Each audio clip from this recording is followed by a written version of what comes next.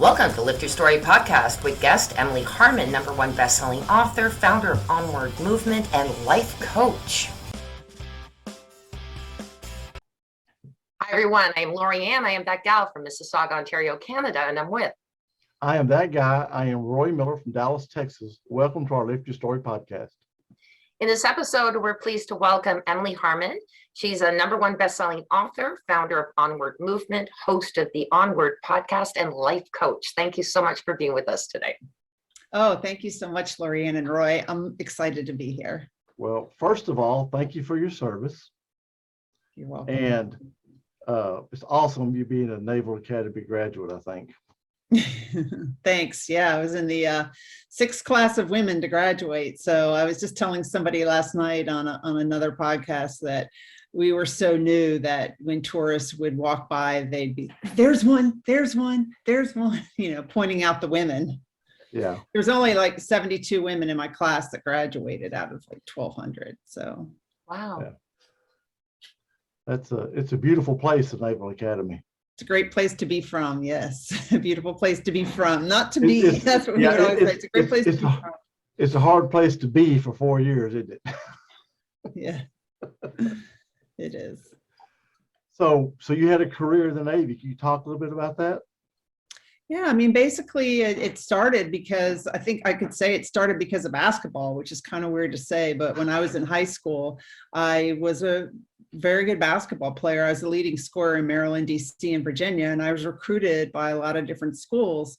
And one of them was West Point. And I lived in Northern Virginia, Annandale. So my dad said, well, if you're going to look at West Point, you may as well look at the Naval Academy. And in looking at all the schools where I could go, I thought, education is my #1 priority. I mean, I don't even think they had a women's pro basketball league back then. And, I thought, well, what if I get hurt? It's not like I'm going to be a basketball player for the rest of my life. So I decided to go to the Naval Academy. I really didn't know that much about the Navy, but I knew I wanted to get a good education. And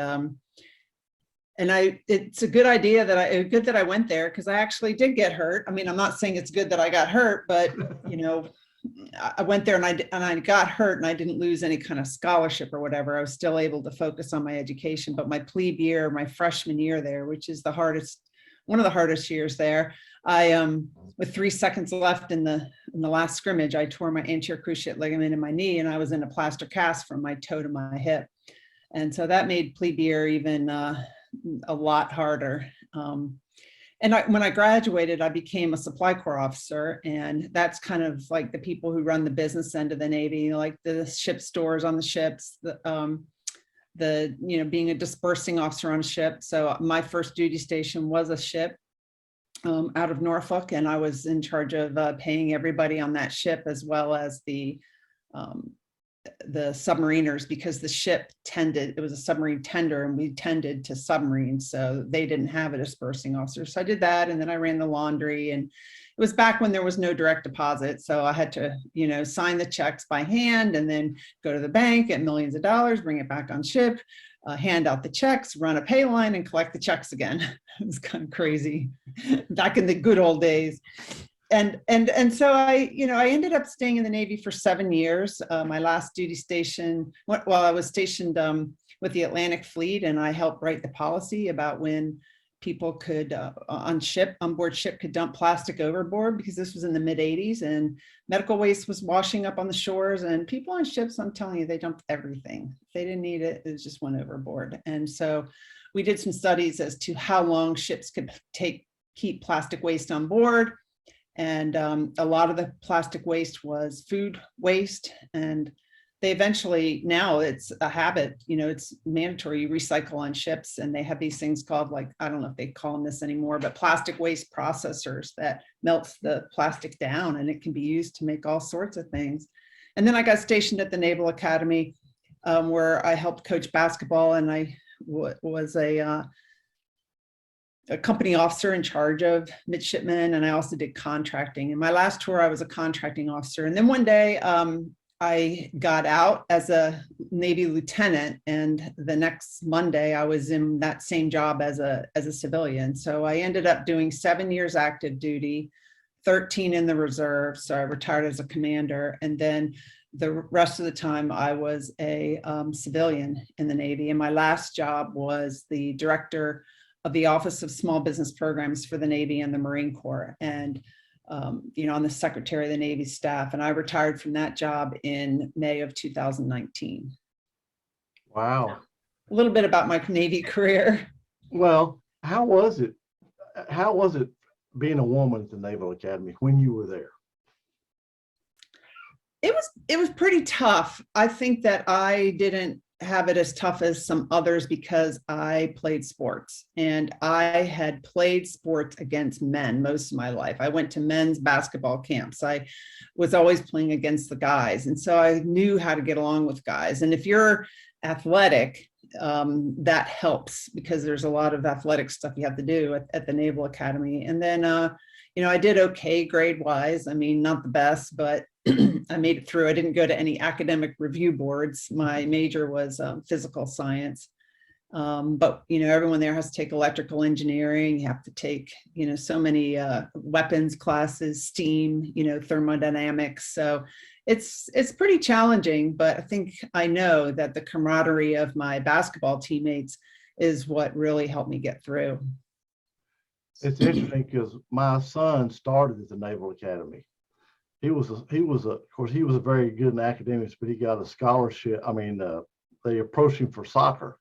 Okay. And he had the same thing. West Point and Navy wanted him. So he asked me, and I said, well, it's your choice. I said, if I was you, I would take the Navy. They got better schools, I think. So, yeah, I visited West Point, and it was cold and rainy. And everyone was wearing gray, and it was gray. And I visited the Naval Academy, and, there's a nice town outside. And I thought, well, I think I'll go here. Plus it was closer to home. But yeah. But, he was a freshman, and he made the traveling varsity soccer team. That's awesome. And he said he got a lot of resistance from the upperclassmen. Yeah, you do. Yeah, he said I could, I was a good player, they were some better, but he said, they didn't like me being a freshman playing on the varsity. Yeah, I'm sure you get picked on a lot. But anyway, he didn't finish, but I guess it was a good experience. Mm-hmm. Yeah.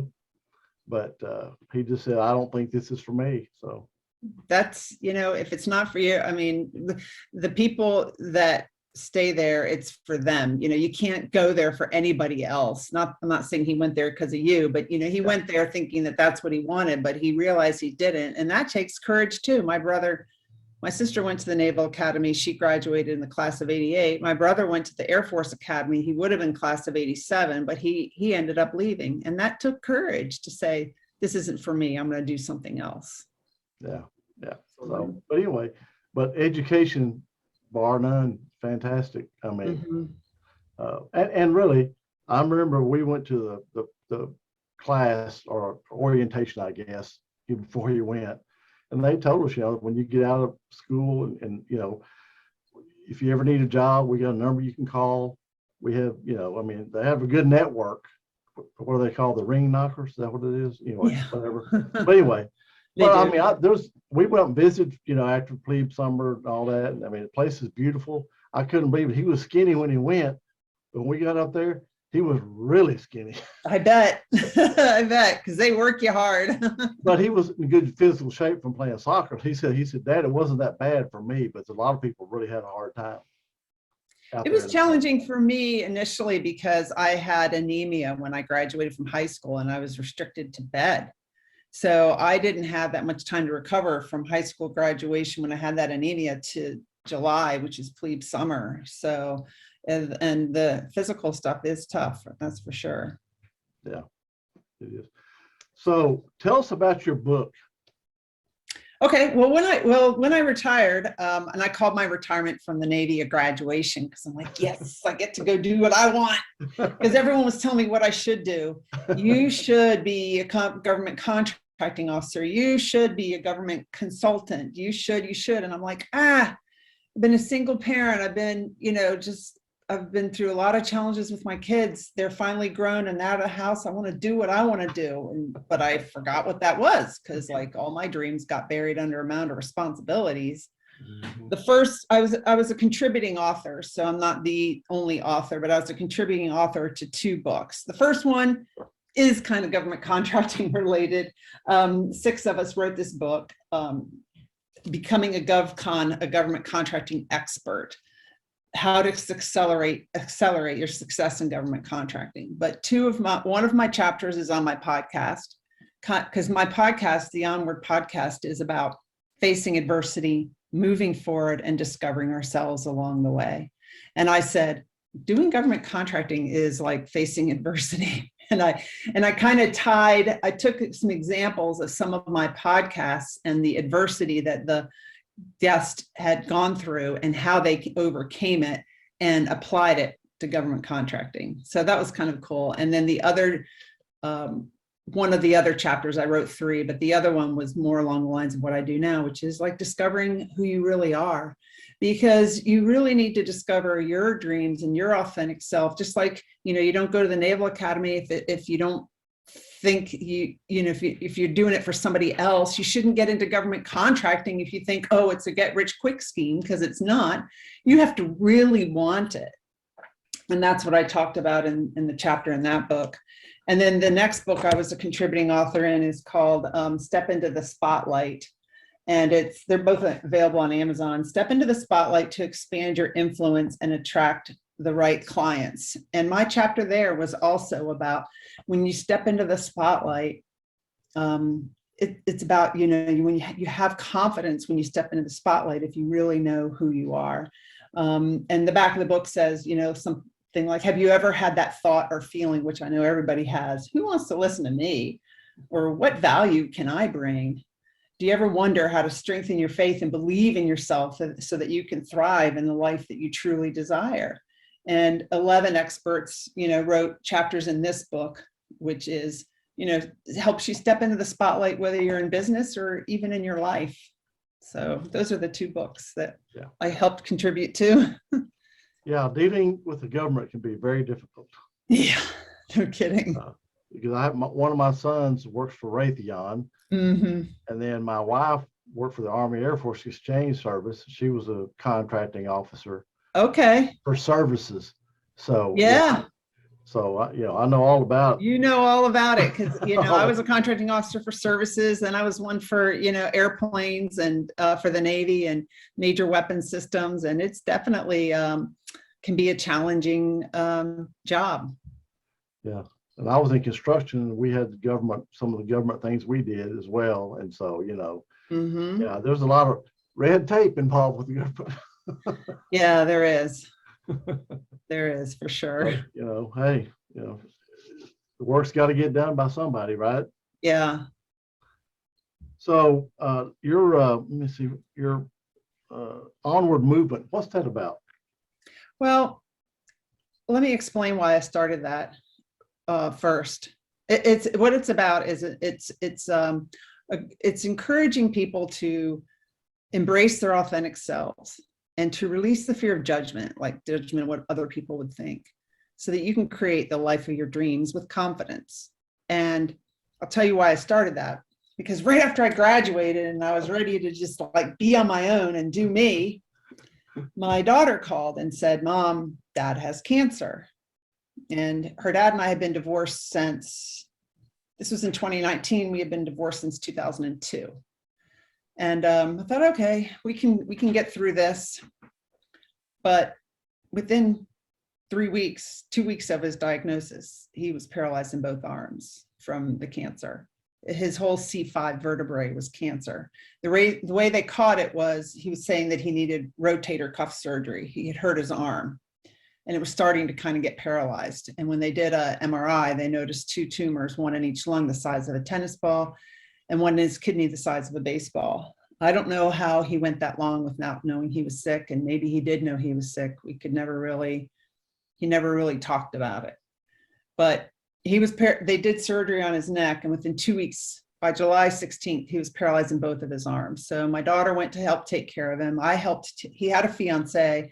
I helped take care of him too. We stayed at the fiance's house. It was 24/7 round the clock care. And I wasn't there the whole time, but I saw him dying with regrets.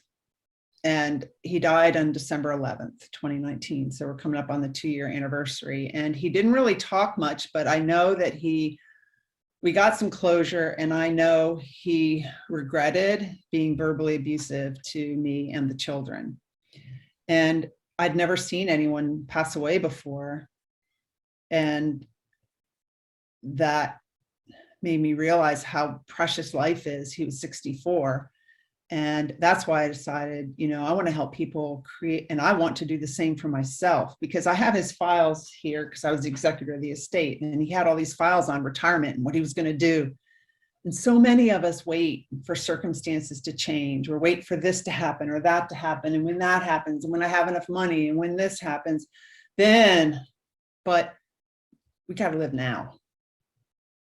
And that's why I like to coach people on create a life you love now, something that you really love, and to really figure out what you love. Remember when I said when I graduated, I didn't even know what I liked to do. And, I thought that work was supposed to be stressful and hard. And I've worked with coaches a lot, and I've learned that to be more in the flow. I've learned, I pushed and pushed and pushed, and I was busy. And that was my way of avoiding my feelings. And I used to think about my son, poor Will, he's drowning his feelings in alcohol because he is an alcoholic, and he drank from age 13 to 23. He's 28 now with studying engineering in college. But I was unaware that I was drowning my feelings and not feeling my feelings and drowning them in busyness. And I thought that when I retired, the busyness would go away. I thought that I would have all this free time and I could just but then I realized, no, I was just like, go, go, go, go. I was creating more and more and more and more work and pushing. So I learned how to stop doing that, how to be in the flow. And I also learned that some of my strengths and one of my strengths is not data analysis. And I knew that, but it's really low in this one assessment I took. And I thought, that's why I was kind of really stressed being a contracting officer and with the Navy, because it's all details and attention to detail, and I can't stand it. I can do it, but it stresses me out. So it zapped all my energy. And so now with coaching, because it's something that I really love, it doesn't even feel like work. And podcasting and stuff, I'm sure you feel that way. It doesn't even feel like work. You just love doing it. And everybody can find that in their lives. You don't have to wait. So that's kind of why I started the Onward movement and how I decided to start coaching and what I'm coaching in now. It's interesting you mentioned regrets, because Lori and I were in the process of writing a book about the things that, people didn't get a chance to say before someone passed away. Yeah. Yeah. It's just like you say, you see that stuff that those things come out. I wish I would have done this, and I wish I would have said that. And I'm sure Bruce was wishing he didn't speak much, and a lot of the time he wasn't coherent. He was like septic a lot, and in the hospital, out of the hospital, just so weak. But I know he spent a lot of time watching the news, whatever, thinking. And one day on December 8th, and our wedding anniversary was the 6th, and he died on the 11th. On December 8th, I said, oh, a couple of days ago would have been our, I don't know what it was, 28th anniversary. And he looked at me, he was laying in bed, and he turned away and he just shook his head and he said, I'm sorry. So that's the closure I got.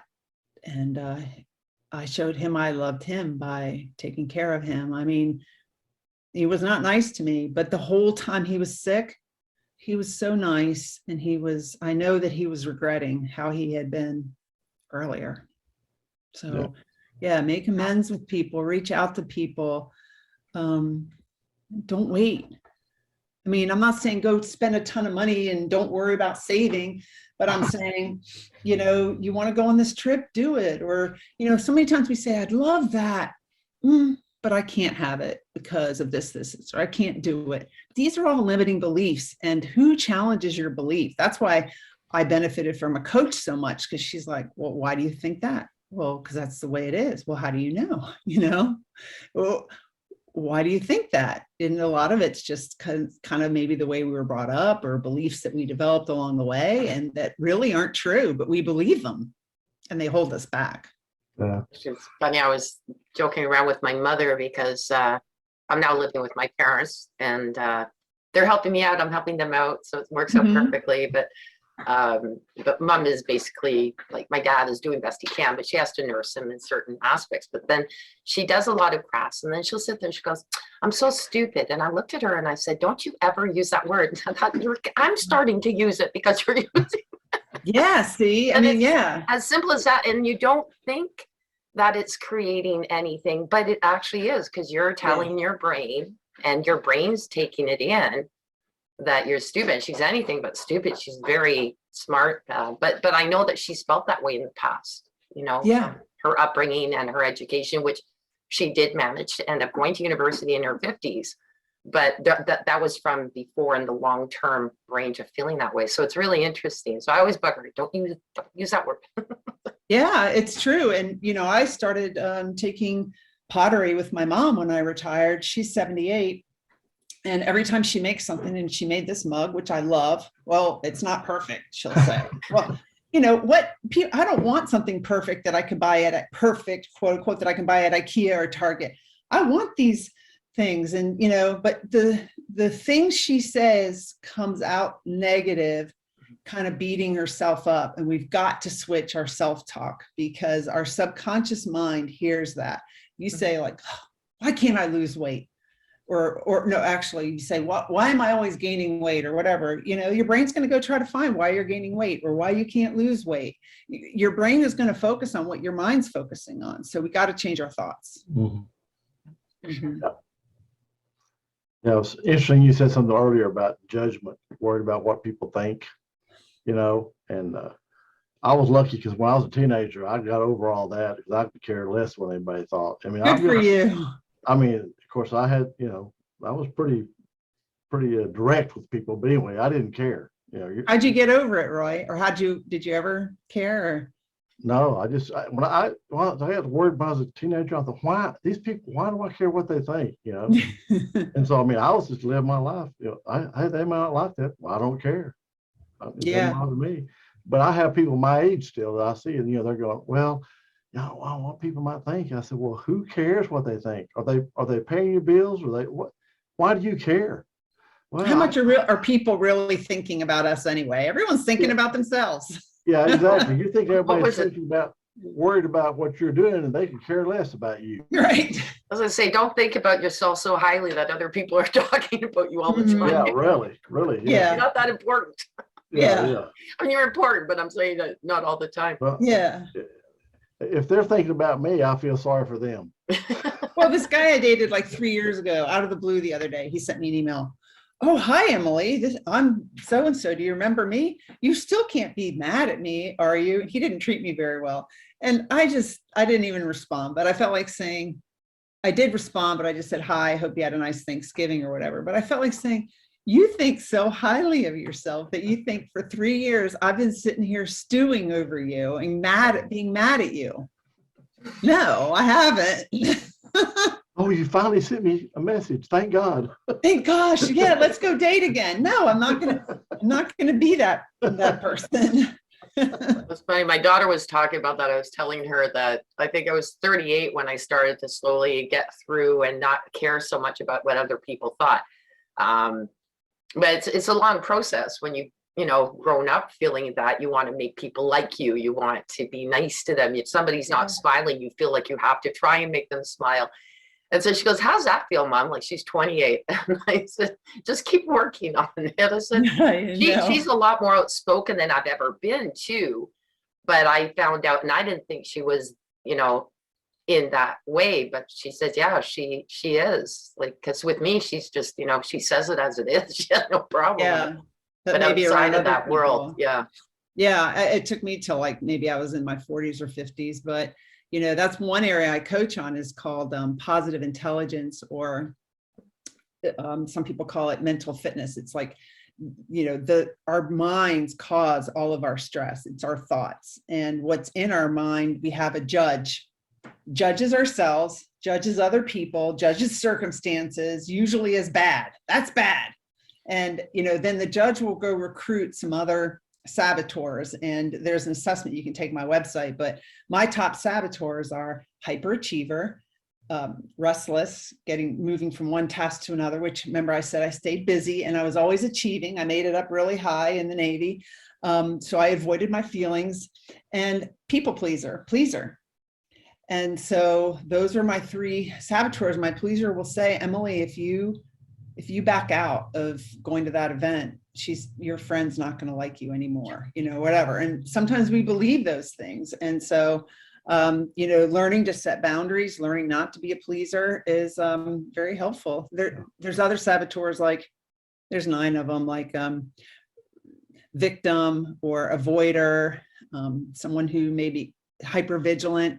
But notice I don't say I am a hyperachiever. I say I have a hyperachiever saboteur, because in the end, we are all sage. We all were born as like this beautiful child, and we're still that person. It's just all these masks that come on us as we adapt to life, right? And my hyperachiever saboteur is not serving me. And so I have to catch it in its lies and switch and get curious. Why is my saboteur telling me that? Oh, that's not really true. And it's a practice to learn to switch from that hyperachiever mode to being more in flow. That's very cool. Well, Emily, how can our listeners reach out to you? I'm very active on LinkedIn. They can connect with me on LinkedIn, and just spell my name with Harman. And then my website is emilyharman.com. And there you can see everything. You can see my podcast. You can see how to join the Onward movement, which right now is a Facebook group, and other things, my coaching programs and stuff. And your books are available on Amazon, correct? Yes. Okay. Bookstores? Excuse me? Are they available in bookstores as well? I don't think so. These are all self-published at Amazon. So I think they're just like self-published books. So. Okay. All right. Perfect. Cool. Thank you so much. This is very interesting and just a great story. Really enjoyed it. Thank you. Thank you, Lorianne. Thank you, Roy. I really appreciate being on your podcast. Well, it was our pleasure to have you, for sure. Absolutely. Take care. All right. Thank you. This episode is brought to you by Myono, featuring their multifunctional USB microphone, very light, portable, affordable, and great for podcasters, and available on Amazon.